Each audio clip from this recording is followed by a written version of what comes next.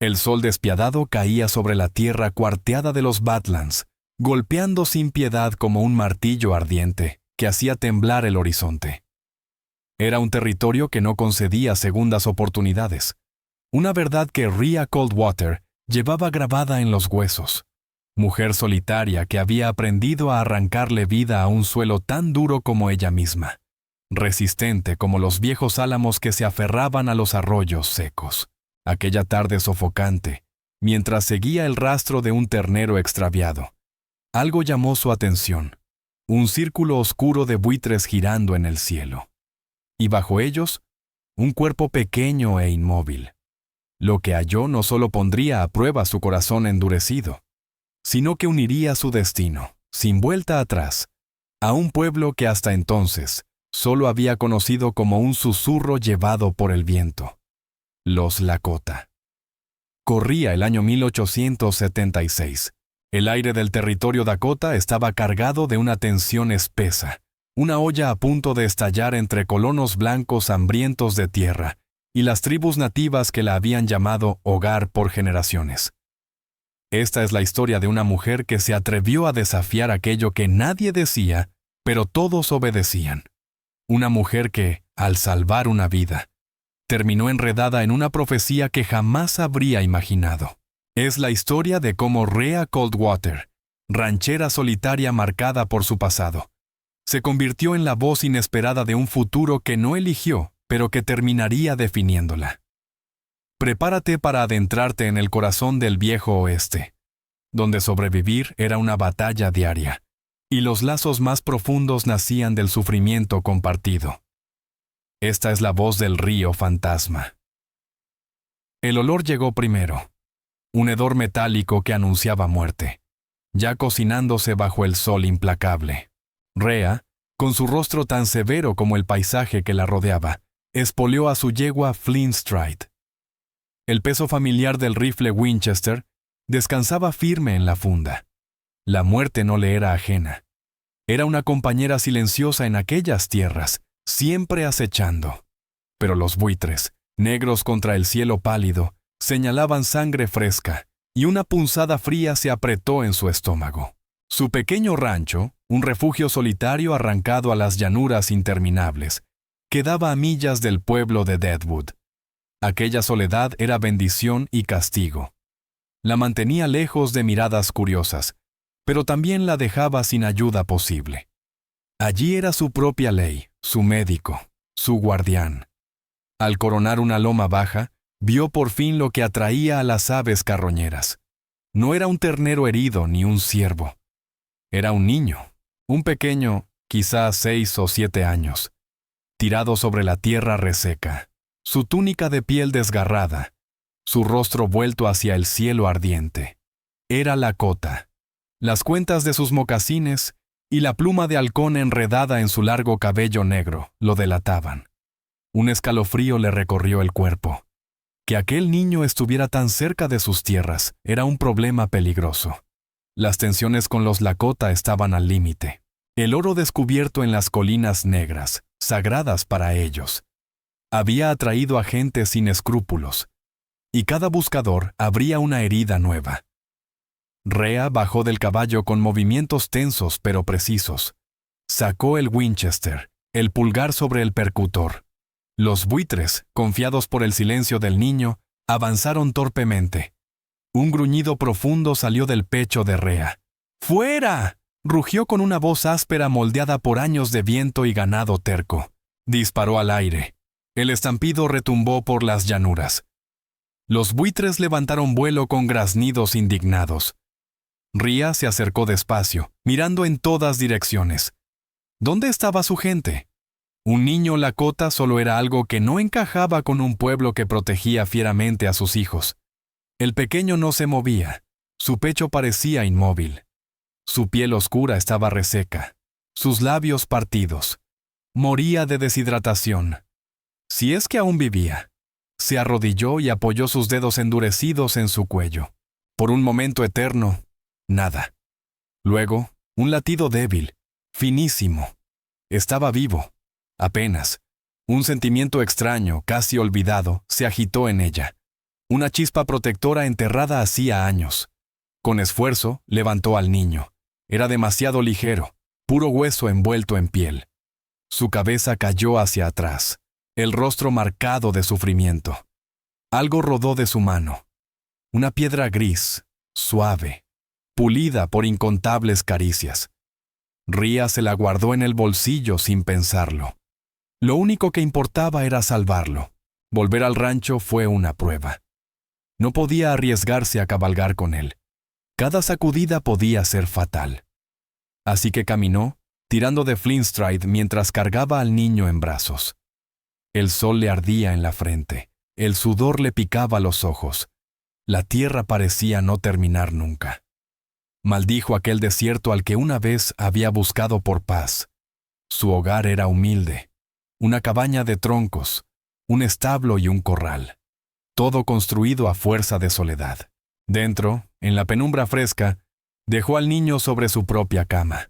Corrió al pozo, trajo agua, limpió su rostro con un paño húmedo y dejó caer gotas en sus labios. Por largos minutos no reaccionó, hasta que su garganta se movió casi imperceptiblemente. Una exhalación de alivio escapó de Ria. Pasó horas cuidándolo. Un caldo débil, paños fríos, manos torpes pero tiernas. Miró su rostro, hermoso, marcado por la fiebre y el miedo, y sintió una punzada al pensar en la madre que seguramente lo buscaba. Al caer la tarde, los ojos del niño temblaron. Se abrieron, oscuros como obsidiana. Confusión, terror. Intentó alejarse, débil, casi cayéndose. «Tranquilo, pequeño, estás a salvo», murmuró Ria. Él abrió la boca pero no salió sonido. Lo intentó de nuevo. Silencio. Ria lo entendió. El niño estaba mudo. Por nacimiento o por trauma, era imposible saberlo. Su silencio era un abismo. Recordó la piedra gris, la sacó de su bolsillo. «¿Es tuya?» Los ojos del niño se agrandaron. La arrebató con ferocidad y la apretó contra su pecho. Y así, en aquel silencio compartido, comenzó la historia que cambiaría para siempre el destino de Ria Coldwater y del pequeño Kiro Wolfstep. El granero, el corral y aquella cabaña firme eran el resultado de la pura terquedad de Ria Coldwater, un refugio levantado contra todo lo duro que ofrecía la frontera. Cargó al niño hacia la penumbra fresca del interior, un alivio tras el sol cegador. Lo acomodó en su propia cama, un catre sencillo relleno de paja, y enseguida se puso a trabajar con esa eficacia aprendida a golpes de vida. Fue al pozo por agua, moviéndose con urgencia pero sin perder el control. Con un paño húmedo le limpió el rostro al pequeño, retirando tierra y sudor. Humedeció sus labios con gotas diminutas, vigilando si tragaba. Durante un buen rato, nada. Estuvo a punto de perder la esperanza cuando la garganta del niño se movió. Apenas un gesto mínimo. Estaba bebiendo. Ria soltó un suspiro áspero, tan seco como la llanura. Durante varias horas lo atendió sin descanso. Preparó un caldo muy ligero con un poco de venado seco, y le obligó a tragar unas cuantas cucharadas. Le refrescó la frente ardiente con agua fría. Sus manos, acostumbradas al mango de un hacha, se volvieron sorprendentemente suaves sobre la piel frágil del niño. Mientras trabajaba, no pudo evitar observar su rostro. Pómulos altos, mandíbula firme y unas pestañas negras y densas que contrastaban con su piel quemada por el sol. Era un niño hermoso, y un dolor profundo se le instaló en el pecho al imaginar a la madre que debía estar buscándolo con desesperación. Al caer la tarde, las sombras se alargaron sobre el suelo de la cabaña, y los ojos del pequeño temblaron antes de abrirse. Eran oscuros, brillantes como obsidiana pulida, y por un momento vagos, nublados de confusión. Hasta que se posaron en Ria, y un miedo primitivo estalló en su mirada. Intentó apartarse, sus extremidades débiles temblando por el esfuerzo. «Tranquilo, pequeño», dijo Ria con una voz más suave de lo que pretendía. «Estás a salvo aquí». El niño la miró, abrió la boca como queriendo hablar, pero no salió ningún sonido. Frunció los labios, la frustración y el pánico cruzándole el rostro. Lo intentó de nuevo, tensando todo su pequeño cuerpo, pero lo único que salió fue silencio. El corazón de Rhea se hundió. El niño era mudo. No sabía si por nacimiento o por algo terrible que hubiera vivido, pero aquel silencio era un abismo que lo separaba más que cualquier idioma. ¿Cómo consolarlo? ¿Cómo descubrir su historia? Entonces recordó la piedra gris que había encontrado en su mano. La sacó del bolsillo y se la mostró. ¿Es tuya?, preguntó con voz suave. Los ojos del niño se abrieron más, como si reconociera un pedazo de su alma. Le arrebató la piedra, sus dedos pequeños cerrándose con desesperación alrededor de ella. La apretó contra su pecho. Sus ojos oscuros se quedaron fijos en los de Rhea. El miedo comenzó a disiparse, dando paso a una curiosidad tímida. Los días siguientes se convirtieron en una danza silenciosa entre ambos. Rhea continuó con sus quehaceres: cuidar las pocas vacas, revisar cercas, mantener el pequeño huerto, siempre sabiendo que ahí, cerca de la puerta o en un rincón de la cabaña, estaba la figura callada de Kiro Wolfstep. El niño, así empezó a llamarlo Rhea, inspirada por una palabra lakota que había escuchado alguna vez, la seguía a todas partes, observando todo con ojos oscuros y atentos. Se negaba a quedarse solo en la cabaña, un capricho silencioso que a Rhea le resultaba tan agotador como entrañable. Se sentaba en los escalones del porche mientras ella ordeñaba la vaca, aferrado siempre a la piedra gris. La seguía descalzo hasta el arroyo cuando buscaba agua, sus pisadas tan ligeras que apenas levantaban polvo. Rhea intentaba hablarle, llenando el silencio con historias, de la ciudad lejana que había dejado atrás, de las estrellas que iluminaban las noches, de la soledad que la había acompañado tantos años. El niño escuchaba con la cabeza ladeada, expresión indescifrable. No emitía sonido alguno, pero a veces, cuando ella mencionaba a su propia familia perdida, un destello de comprensión cruzaba los ojos del pequeño, como si compartieran una misma herida. Una noche, mientras una tormenta avanzaba sobre las llanuras, un trueno sacudió la cabaña. El niño soltó el primer sonido que Rhea le había escuchado, un jadeo quebrado. Se puso de pie de golpe, los ojos desorbitados, y corrió hacia ella. Se aferró a su falda con desesperación. Rhea se quedó rígida, sin saber qué hacer. Hacía años que no abrazaba a nadie, años sin ofrecer consuelo. Con cautela, posó una mano sobre su cabeza, hundiendo los dedos en su cabello negro y suave. «Todo está bien, Kiro», murmuró, sintiendo cómo la emoción le enredaba la voz. «Solo es el cielo hablando». El niño no se apartó. Se quedó ahí, pegado a ella, mientras la lluvia golpeaba las paredes y los relámpagos hacían temblar la luz de la lámpara. A la tenue claridad del farol, Rhea miró la coronilla del niño y sintió brotar dentro de ella un amor feroz, inesperado, y tan poderoso como la tormenta misma. Sabía que aquella calma no duraría. Sabía que su gente lo buscaría, y cuando llegaran no verían a una mujer que había salvado una vida, sino a una intrusa en sus tierras.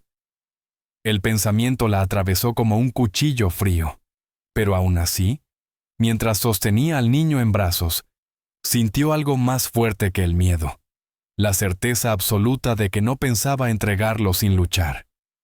Ahora él formaba parte de su vida, una presencia silenciosa y hermosa, que parecía devolverle un pedazo del mundo que Rhea Coldwater creía perdido para siempre. El silencio dentro de la cabaña ya no era vacío. Estaba lleno del pequeño Lakota sin voz. Un silencio tan profundo que pesaba más que cualquier grito.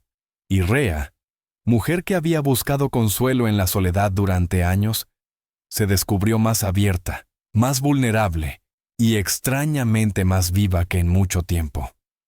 Era la calma antes de la tormenta, y lo peor estaba por venir. La llegada de los Lakota no fue el estruendo violento que siempre había temido. No hubo galope furioso ni alaridos. Fue una aparición casi fantasmal, como si hubieran surgido del mismo polvo de las llanuras. Una mañana, mientras el sol teñía el oriente de tonos rosados y dorados, Rea salió con un cubo de leche en la mano y se quedó paralizada. Allí estaban. Una fila de jinetes inmóviles, silueteados contra la luz del amanecer. Sus rostros serios, sus miradas clavadas en la pequeña cabaña. Al frente se encontraba un hombre cuya presencia imponía tanto como el propio territorio. Llevaba un majestuoso penacho de plumas de águila, cada una ganada por valentía y mando. Su rostro curtido tenía la dureza de las montañas. Un jefe. El corazón de Rea martilleó en su pecho como un tambor desbocado. Su primer impulso fue correr por su Winchester, atrincherarse dentro. Pero una mano pequeña se aferró a la suya, y al bajar la vista encontró a Kiro Wolfstep a su lado. El niño, siempre tan silencioso, estaba erguido.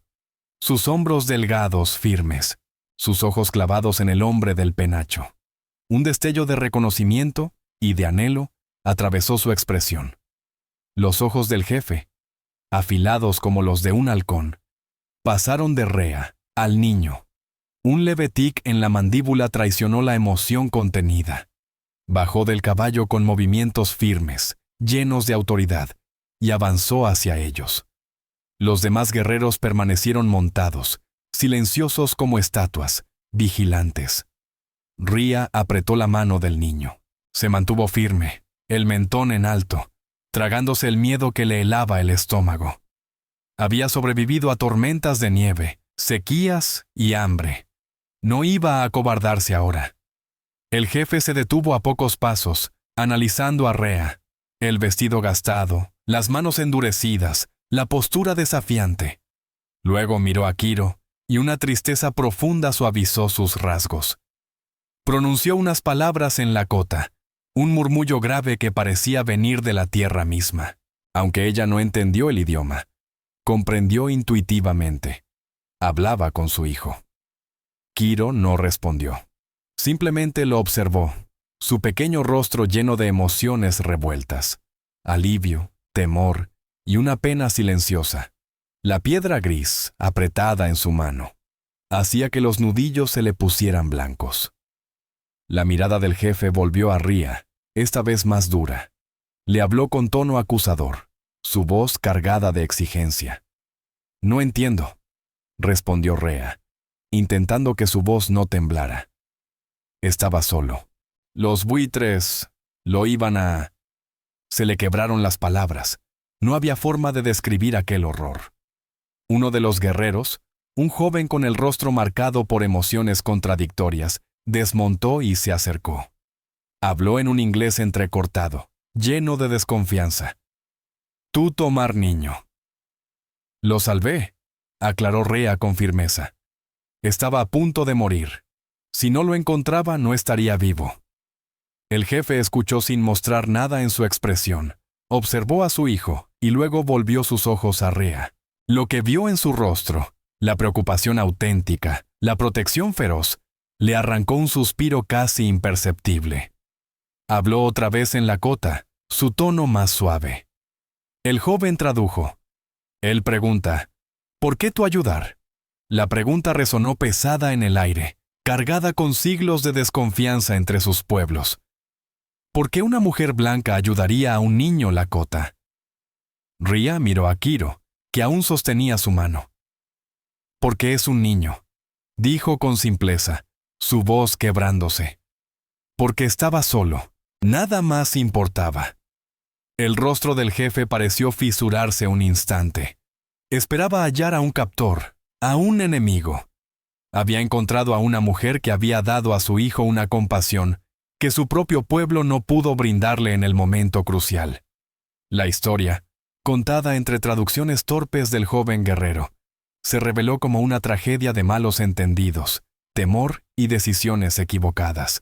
Y entonces, por fin, el guerrero pronunció el nombre del jefe. Chief Ironcrest, el águila de su pueblo. La esposa del jefe, la madre de Kiro Wolfstep, había caído enferma cuando una fiebre arrasó su campamento. Un hombre blanco, un comerciante llamado Bram Hollowend, les había ofrecido una medicina, un líquido pestilente que juraba sería la cura. Pero aquel brebaje solo empeoró su estado. En un momento de delirio, ella había vagado lejos del campamento llevando consigo al pequeño Kiro.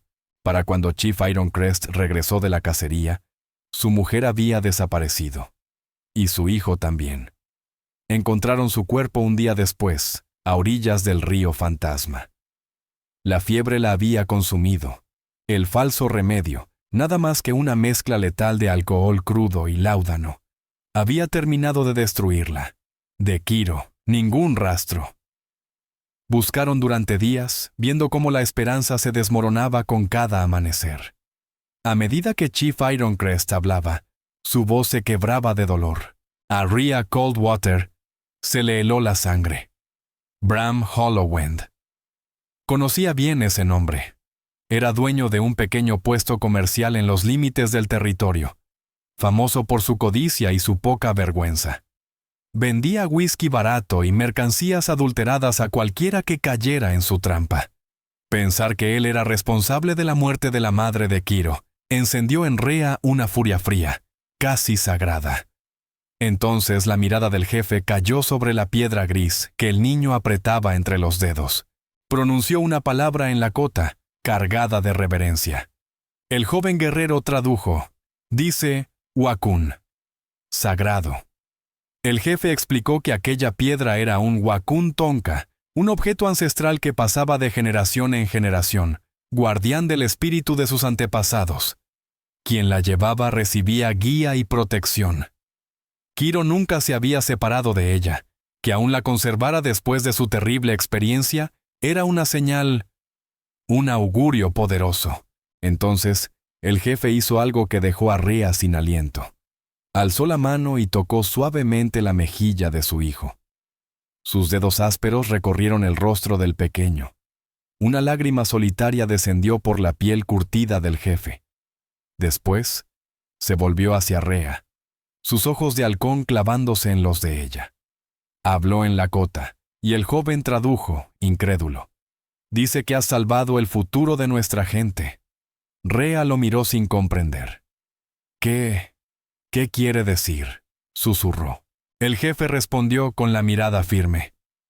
Dice que el niño, Kiro, no es solo su hijo, es el último de su linaje. Su madre era la última de su familia. Él lleva la sangre de los jefes. Es el futuro de nuestra banda del río Fantasma. Una oleada de vértigo recorrió a Rhea. Sus palabras tenían el peso de una montaña. No había salvado solo a un niño. Había salvado una herencia, un destino. ¿Pero por qué yo?, balbuceó. No eres una extraña, tradujo el joven guerrero con un tono distinto, casi respetuoso. Tú escuchaste su llanto sin voz. Tú lo viste cuando su propio pueblo no pudo encontrarlo. Los espíritus te guiaron hacia él, y lo guiaron hacia ti. Entonces Chief Ironcrest proclamó algo que cambiaría la vida de Rhea para siempre. Declaró que Rhea Coldwater, aquella mujer blanca que había buscado refugio en la soledad, quedaba ahora bajo la protección del pueblo lakota del río Fantasma. Proclamó que ella sería la voz del niño, su puente hacia el mundo, hasta que él recuperara la suya. Creía que el trauma de perder a su madre y de casi morir había bloqueado su capacidad de hablar, pero que volvería algún día. Hasta entonces, Rhea sería su intérprete, su guardiana. La llamó Ai Wakan, la voz sagrada. Los otros guerreros reaccionaron con asombro y recelo. Una mujer blanca, una forastera, recibiendo un honor tan grande. Era algo nunca visto. Pero la palabra del jefe era ley. Ironcrest, hombre profundamente espiritual, creía que los espíritus obraban de formas misteriosas. No veía a Rhea como un peligro, sino como un instrumento de algo mayor que él mismo. Rhea quedó sin palabras. Ella había buscado una vida lejos del mundo, lejos de complicaciones, y ahora estaba en el centro de un destino inmenso. Había salvado a un niño lakota mudo de los buitres, un simple acto de humanidad, y sin saberlo, el jefe la había declarado la voz del futuro de su pueblo. El sol subía en el cielo. arrojando su luz implacable sobre aquella escena improbable. El jefe solemne, el niño silencioso, y la mujer que no entendía del todo lo que estaba empezando. Era un nuevo capítulo, incierto y vasto. La sombra del águila, el espíritu del halcón, se extendía sobre el pequeño rancho de Rhea Coldwater. Y ella intuía con una certeza que le erizó la piel que nada volvería a ser igual. El silencio que antes había sido su refugio. Ahora era un llamado sagrado, una responsabilidad que pondría a prueba su valentía, su compasión y todo lo que creía saber del mundo. El viejo oeste tenía su manera de reescribir destinos, y el suyo ahora estaba entrelazado para siempre con el del pueblo del río fantasma. Las semanas que siguieron a la declaración de Chief Ironcrest fueron un tiempo extraño, una convivencia tensa pero inevitable, como una danza cuidadosa entre dos mundos que chocaban en las llanuras polvorientas del rancho de Rhea Coldwater. Los Lakota no se marcharon. Levantaron un pequeño campamento a cierta distancia respetuosa de su cabaña. Sus tipis, con su forma cónica, contrastaban de manera brusca con las líneas rígidas de la casa de Rhea. Eran una presencia constante, silenciosa, recordándole que su vida ya no respondía solo a su propia voluntad. Chief Ironcrest aparecía a menudo al amanecer, su figura imponente recortada contra la primera luz. Desde la puerta observaba a su hijo, en una vigilia muda que era al mismo tiempo conmovedora y perturbadora. Kiro Wolfstep, por su parte, parecía vivir en un universo propio, mirando todo con esa calma insondable que lo envolvía desde que Rhea lo rescató. Permanecía siempre a su lado, como una pequeña sombra fiel. Su mano encontraba la de ella una y otra vez, un lazo silencioso que los unía con una fuerza que ninguno de los dos esperaba. La responsabilidad de ser Aye Wakan, la voz sagrada, pesaba sobre Rhea como una manta húmeda. ¿Cómo podía ser la voz de un niño que no emitía un sonido? ¿Cómo podía ser puente entre un pueblo y una cultura que no comprendía del todo? Rhea era una mujer hecha para la acción. Sabía blandir un hacha, cuidar su ganado, sentir la tierra entre los dedos. Pero el lenguaje de los símbolos, de la espiritualidad y la diplomacia le resultaba ajeno. Sus intentos de comunicarse con Kiro eran desesperantes. Le señalaba objetos, diciéndolos en inglés, pero él solo la observaba con esos ojos oscuros que no dejaban adivinar nada. Intentó enseñarle a escribir, trazando letras en una tablilla. El niño ni siquiera mostró interés. Parecía cómodo en su silencio, un silencio que era a la vez su prisión y su refugio. Solo una cosa rompía esa barrera. La piedra gris, su Wakun Tonka. La sostenía durante horas, acariciando su superficie lisa con un pulgar inquieto. A veces sus labios se movían, como si confiara secretos a un espíritu invisible. Rhea lo observaba con una mezcla de admiración y desasosiego. ¿Qué guardaba esa piedra? ¿Qué verdad amarga encerraba el corazón del niño? La respuesta llegó de donde menos lo esperaba, no del jefe ni de los guerreros, sino de una mujer Lakota. Elder Sparrowroot, cuyo nombre significaba pluma. Era una anciana con el rostro lleno de arrugas que contaban historias de muchos inviernos duros. Durante días había observado a Rhea con una mirada aguda, desconfiada al principio, pero que poco a poco se suavizó en una especie de respeto rudo. Una tarde, mientras Rhea reparaba una cerca, la anciana se le acercó con pasos lentos, pero seguros. No hablaba inglés, pero llevaba un pequeño saco de piel de venado. Lo abrió y vertió su contenido en la mano. Una colección de piedras pequeñas pintadas con símbolos de colores. Señaló una piedra con un halcón, luego al cielo, donde un halcón solitario planeaba. Después tomó una con una línea ondulada azul, y apuntó al arroyo que cruzaba las tierras del rancho. Una chispa de comprensión iluminó los ojos de Rhea. Era un lenguaje, un sistema de símbolos. Miró a la anciana en silenciosa pregunta. Elder Sparrowroot asintió con una leve sonrisa cansada. Durante los días siguientes, se convirtió en su maestra. Le mostró el símbolo del tipi, del caballo, del fuego, del agua. Le enseñó el signo de Wakun, un círculo con un punto en el centro. El Gran Espíritu, el misterio sagrado que guiaba a los Lakota. Rhea aprendió con rapidez. Su mente práctica entendía la lógica de esa comunicación visual. Armada con ese nuevo conocimiento, se sentó junto a Kiro en los escalones del porche. Extendió entre ellos varias piedras pintadas. Señaló la que representaba a un caballo y luego a Flintstride, que pastaba tranquilo en el corral. Los ojos de Kiro se abrieron apenas, un destello de interés rompiendo al fin su silencio hermético. Con movimientos lentos, temblando un poco, eligió una piedra. Era la figura de una mujer de cabello largo.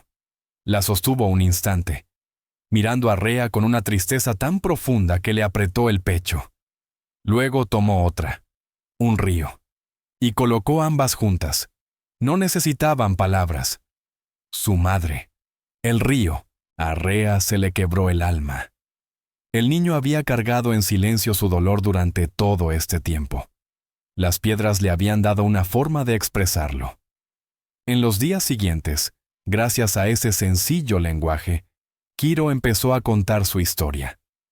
La fiebre, el delirio de su madre, la huida desesperada por el bosque, su desplome junto al río, su intento infantil de encontrar ayuda, los buitres, el miedo, la oscuridad que lo fue atrapando.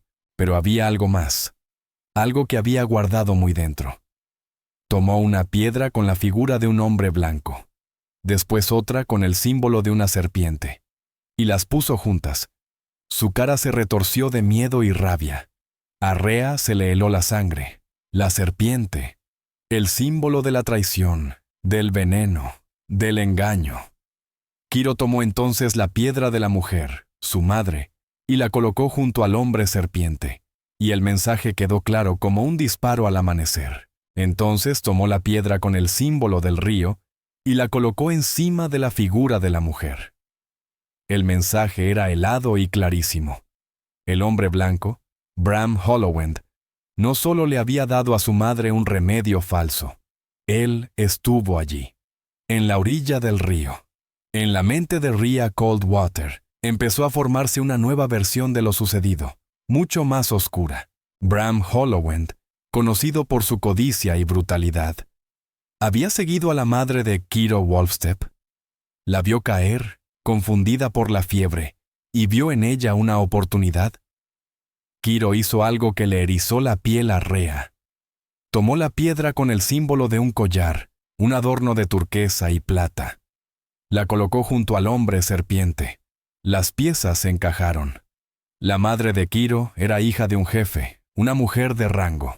Llevaba joyas que mostraban su posición, un collar de turquesa y plata, un botín perfecto para un hombre como Bram Hollowend. La verdad que el niño no podía decir con la voz se reveló en el idioma silencioso de las piedras. Bram Hollowend no era solo un vendedor de veneno, era un asesino. Había encontrado a Singing Aspen débil, medio delirando, la despojó de su collar y la dejó morir junto al río. Y había visto al niño, el único testigo de su crimen. Por eso Kiro había perdido la voz, no solo por la muerte de su madre, sino por el horror de lo que presenció. Había mirado de frente el rostro del mal, y ese rostro le había robado las palabras. Con ese conocimiento clavado en el pecho, Rhea entendió que no podía quedarse de brazos cruzados. Ella era Aiwakan, la voz sagrada. Su deber era hablar, sacar la verdad a la luz y buscar justicia para Kiro y para Singing Aspen.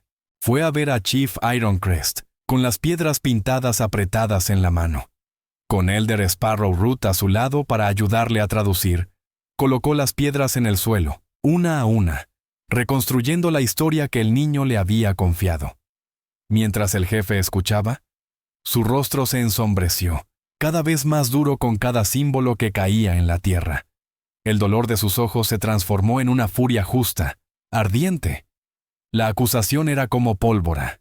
Acusar a un hombre blanco de asesinato podía desatar un incendio, encender del todo la tensión entre colonos y Lakota.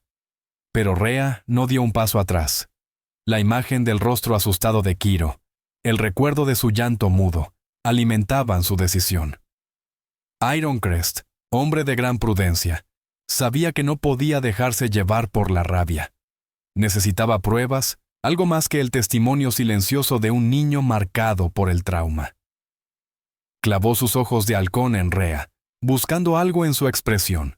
No vio a una vengadora imprudente, sino a una mujer con convicciones profundas, dispuesta a arriesgarlo todo por la justicia. Tomó una decisión. Iría al pueblo cercano de Deadwood, un lugar caótico y sin ley, lleno de buscadores de oro, jugadores y pistoleros. Iría ante la ley de los blancos, un mundo que casi siempre había sido enemigo de su pueblo. Y Rhea iría con él. Ella sería su voz, su defensora, en una sociedad sorda a los gritos de los Lakota. El viaje a Deadwood era peligroso, una entrada al corazón de un mundo que los rechazaba. Cabalgaron de noche, en un grupo pequeño pero decidido. Chief Ironcrest, Rhea y un puñado de sus guerreros de más confianza. Kiro quedó bajo el cuidado de Elder Sparrowroot, protegido por la sabiduría de la anciana y el calor de su propia gente, a salvo de los riesgos de aquella misión. Mientras cruzaban las llanuras bajo la luz fría de la luna, Rhea sintió caer sobre ella un extraño sentido de destino. Había buscado una vida de soledad, lejos de problemas y ataduras, pero el mundo la había encontrado igual. Había llegado a su puerta en forma de un niño mudo y destrozado, y le había dado un propósito, una voz. Ya no era solo Rhea Coldwater, la ranchera solitaria. Era Ayewakan, la voz sagrada, y estaba a punto de pronunciar una verdad que haría temblar los cimientos del viejo oeste. El drama ya no era únicamente la historia de un niño salvado, era una lucha por justicia, una búsqueda de verdad, y el camino de una mujer que había descubierto su propia voz en medio del silencio de otro. El acto final estaba por comenzar, y el escenario ya estaba montado para un enfrentamiento que decidiría el destino de todos. El camino a Deadwood se sintió como un descenso a un mundo ajeno y hostil. Cabalgaban bajo una luna delgada, una pequeña procesión seria avanzando por un paisaje que parecía contener la respiración. Chief Ironcrest y sus 5 guerreros más leales, con los rostros pintados para una batalla diferente, formaban una muralla silenciosa. Su serenidad era una armadura contra la animosidad palpable que parecía subir del suelo mismo a medida que se acercaban al territorio de los blancos. Para el jefe, cada milla era una cesión, un paso dentro de un dominio gobernado por leyes que solo habían traído dolor y traición a su pueblo. Aún así, siguió adelante, firme como las colinas negras que se alzaban a lo lejos, confiando en la extraña aliada que cabalgaba junto a él. Rhea sentía el peso de esa confianza en cada latido. No desconocía la energía cruda y peligrosa de pueblos como Deadwood, pero ahora llegaba como defensora de los Lakota. Veía las luces parpadeantes del asentamiento a lo lejos, y ya no le hablaban de civilización, sino de otra cosa, de la codicia y el prejuicio que habían acabado con una madre y habían condenado al silencio a su hijo. Rhea aferró las riendas de Flint Stride, los nudillos tensos y blancos. Era la voz de ellos, la Ayewakan. Aquel título pesaba como una corona sagrada, y al mismo tiempo como una cruz imposible de cargar. El silencio entre ella y Chief Ironcrest no era vacío, estaba lleno de un entendimiento tácito, de un propósito compartido que superaba el abismo enorme entre sus dos mundos. Cabalgaban directo al nido del león, armados solo con la verdad.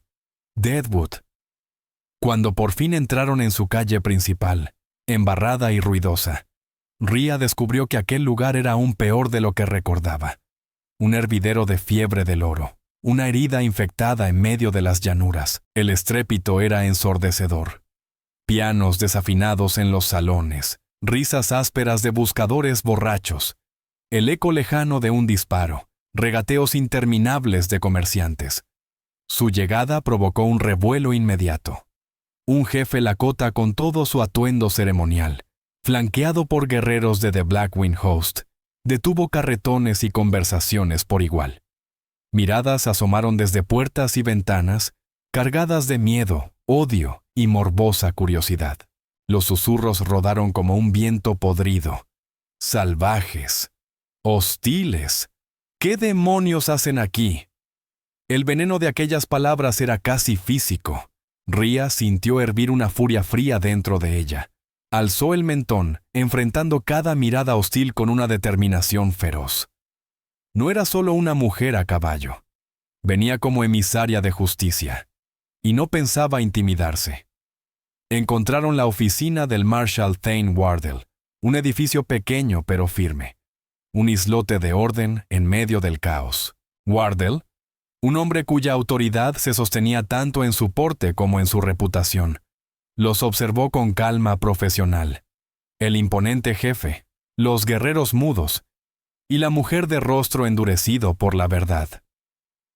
Escuchó sin interrumpir mientras Rhea relataba la historia, clara y exacta, sin adornos ni ruegos. Narró los hechos tal como Kiro Wolfstep los había revelado con las piedras pintadas. Cuando terminó, un silencio espeso llenó la oficina. Wardell se reclinó en su silla que crujió como un viejo roble. Se acarició el bigote, mirando a Rhea y luego a Chief Ironcrest. «Es una acusación muy seria, señora», gruñó. «Bram Hollowend es un gusano, eso lo sé. Vendería a su madre por una moneda. Pero asesinato. Es un árbol muy alto que escalar». «El niño es el único testigo», respondió Rhea. «Un niño Lakota mudo», replicó Wardell, no cruel, sino práctico. Aunque pudiera hablar, su testimonio no valdría ni un puñado de aserrín en un tribunal de Deadwood. Usted lo sabe. Por primera vez, Chief Ironcrest intervino, su inglés duro pero firme. «Mi hijo vio al hombre con corazón de serpiente. Él tomó su piedra sagrada». «¿Su qué?», preguntó Wardell. «Un collar», explicó Rhea. «De turquesa y plata, muy valioso». Los ojos del marshal se entrecerraron apenas. La avaricia. Ese motivo sí lo entendía. Era el pulso de aquella ciudad. Aún así, negó lentamente. «No puedo arrestar a un hombre por la historia de un niño, jefe. Necesito algo sólido, algo que un jurado pueda ver y tocar». Miró de nuevo a Rhea como sopesando su temple. «Haré preguntas. Le meteré el miedo de Dios a Hollowend, pero sin pruebas. Mis manos están atadas». La búsqueda de esas pruebas los llevó a la guarida del veneno. El puesto de comercio de Bram Hollowend. El lugar era un antro de miseria mal ventilada, oliendo a tabaco rancio, whisky barato y sueños podridos. Hollowend, sudoroso y coloradote, reaccionó como siempre, con indignación teatral. «¡Mentiras, calumnias!», escupía. «Yo solo vendí un tónico herbal, un gesto de bondad. Y esto es lo que recibo. Me tratan como perros rabiosos». Mientras Wardell lo retenía con preguntas, Rhea recorrió el lugar con todos los sentidos encendidos. Ya no era solo ranchera, ahora era cazadora. Y la verdad era su presa. El local estaba abarrotado de mercancía mediocre, sacos de harina inflados de precio, herramientas oxidadas, mantas que apenas servían, botellas de licor que podían cegar a un hombre. Rhea revisó estantes, clientes, rincones, buscando un destello de turquesa y plata, y entonces la vio. En un rincón, fingiendo examinar una tela barata, una mujer de cabello rojo encendido y maquillaje exagerado brillaba como un farol de gloria marchita. Alrededor de su cuello, apoyado sobre la tela barata de su vestido, colgaba un collar que le cortó la respiración a Rhea. Era una obra de arte en plata y turquesa, delicado y hermoso, algo que no pertenecía ni a ese tugurio ni a una mujer tan golpeada por la vida. Coincidía exactamente con la imagen que Kiro Wolfstep había formado con las piedras pintadas. Rhea se acercó con la calma sigilosa de una cazadora. No miró el collar, sino el rostro de la mujer. «Ese color te queda precioso», comentó Rhea señalando la tela de calicó. La mujer, Mara Quilrose, se sobresaltó ligeramente. Observó a Rhea de arriba abajo, con ese destello profesional que solo tienen las mujeres que han sobrevivido a demasiadas noches. ¿De veras? Claro, respondió Rhea con calidez. Las mujeres merecen cosas bellas, como ese collar. Es realmente impresionante. La mano de Mara subió instintivamente a su garganta, acariciando las piedras. Un orgullo sincero iluminó por un segundo su rostro maquillado. ¿A que sí?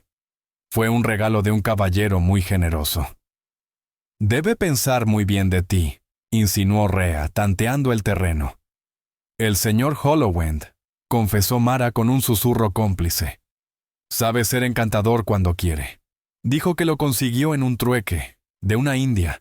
Dijo que ya no lo necesitaba. La crueldad despreocupada de esas palabras le heló la sangre a Rhea.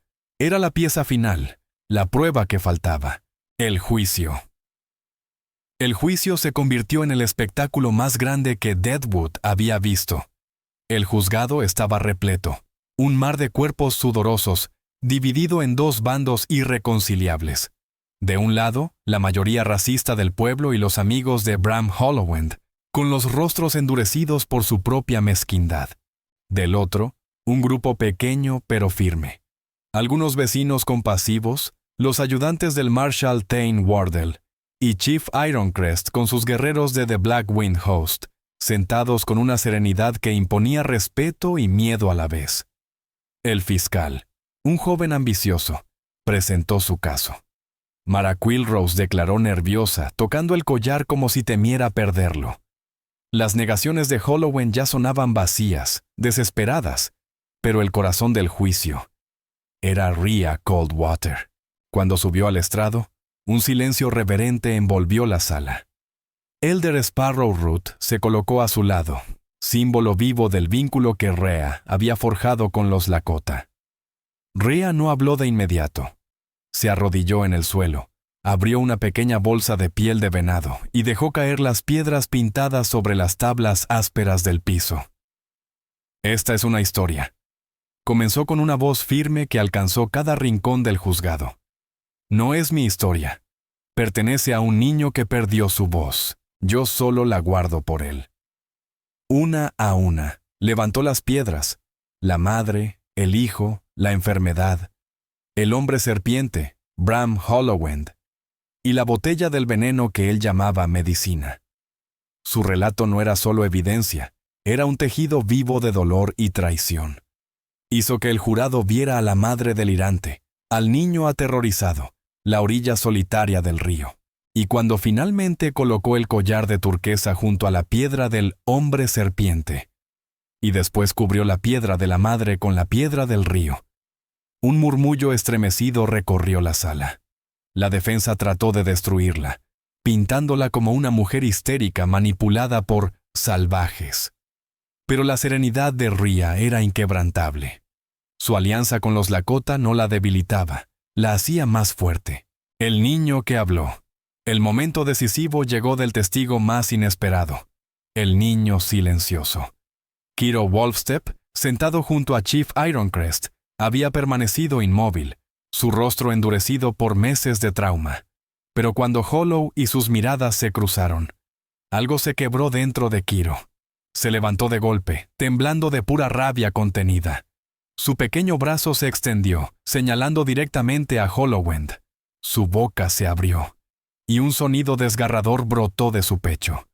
No era un grito, era un rugido primitivo, nacido del miedo y del recuerdo. Luego vino la palabra que había sido borrada de su voz durante tanto tiempo. Onataye. La palabra Lakota para serpiente, engañador. Una condena, un exorcismo. Y después con un inglés desgarrado por pesadillas. Snake. El impacto fue devastador. Las mujeres lloraron. Los hombres del jurado, duros como piedra, se removieron inquietos, entendiendo al fin la verdad desnuda. Bram Hollowend se desplomó, su pose de bravucón deshaciéndose en un montón de miedo miserable. El veredicto de culpabilidad fue casi un trámite. Por una vez, la justicia había ganado terreno. cuando se preparaban para abandonar aquel pueblo que casi los había devorado. Chief Ironcrest se plantó frente a Rhea Coldwater, bañado por la luz dorada del amanecer. La hostilidad de The Mudridge Folk ya parecía un mal sueño lejano.